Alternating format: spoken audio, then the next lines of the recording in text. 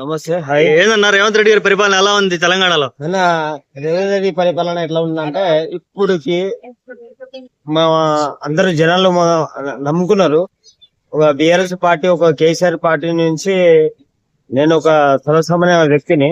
కాకపోతే ఏమైందంటే ఇప్పుడు రేవంత్ రెడ్డి అనేది రైతులకు ఒక మోసం జరగకుండా అది చేయాలి.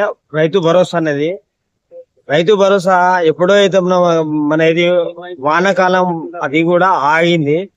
నెక్స్ట్ ఇంకోటి ఏంటంటే ఇప్పుడు యాసింగ్ ఇస్తాడు. ఎప్పుడు ఇస్తా అనేది ఇంకా ప్లాన్ కాలేదు.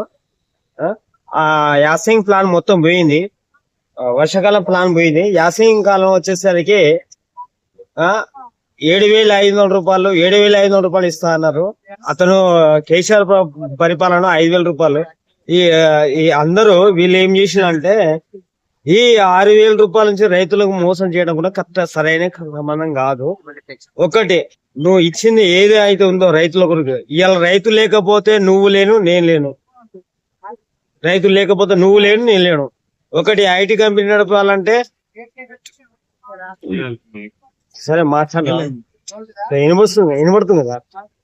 ఐటీ కంపెనీ అయినా కూడా, ఒక రైతు అయినా కూడా కనీసం మనము ఒక అప్పుడు ఇచ్చిన పరిపాలన, అప్పుడు హామీలు ఇచ్చిన బాబోతే కనీసం ఇప్పుడు కూడా రేవంత్ రెడ్డి కూడా నేను అడగదలుచుకున్నా ఏంటంటే, ఇప్పుడు సెక్రటరీ ఇక్కడ దగ్గరే ఉన్నది.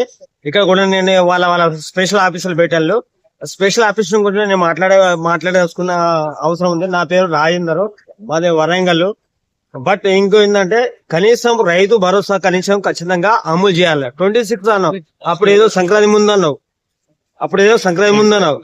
హూ అంటే నేను చెప్పగలుగుతాను. హూ అనకపోతే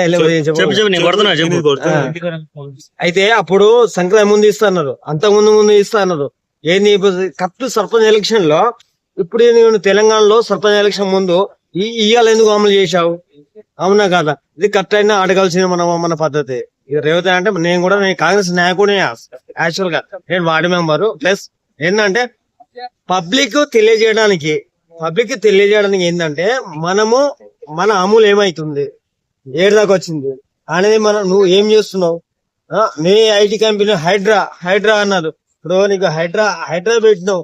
హైడ్రా దేని కొరకు అన్నా? నీ కొరకు కాదన్నా. నువ్వు పక్కేముడే నీకు నువ్వు హైడ్రా నీకు శత్రువులు ఉంటేనే వాళ్ళ మీదనే శత్రుత్వం చూపిస్తావు. కానీ నీ హైడ్రా అనేది అంటే నువ్వు స్వయం కృషితో చేయాలి కదా. అవునా కదా? Yes sir no.